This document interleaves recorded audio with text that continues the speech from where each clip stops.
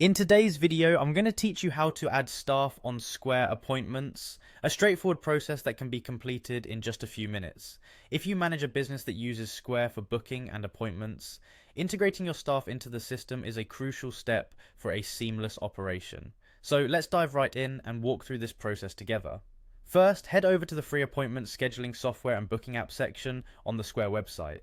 You can find this by navigating to the Square homepage and looking for the appointment section. This is where you'll begin the process of adding new staff members to your scheduling system. Next, once you're on the appointments page, you'll want to click on the sign in button. This button is typically located at the top right corner of the page, giving you access to your personalized Square account. Enter the login credentials associated with your account, and if you've set up two-factor authentication, go ahead and complete that step as needed.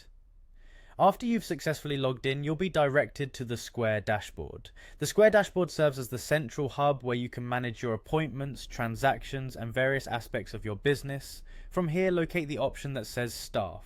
You'll usually find this in the menu on the left-hand side of the dashboard. Click on it to proceed. Once you've navigated to the Staff section, you'll see options for managing your existing team members or adding new ones. Since we're focusing on adding new staff today, look for an option or button that says Add Staff or something similar. Clicking this will take you to a form where you'll need to input your staff's details.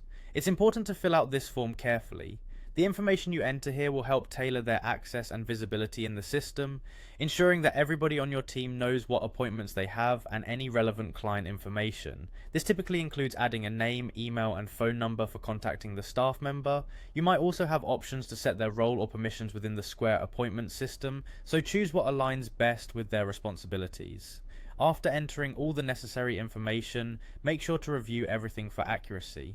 Once you're confident that all the details are correct, submit the form. You should see a confirmation that the new staff member has been successfully added to your Square appointments list.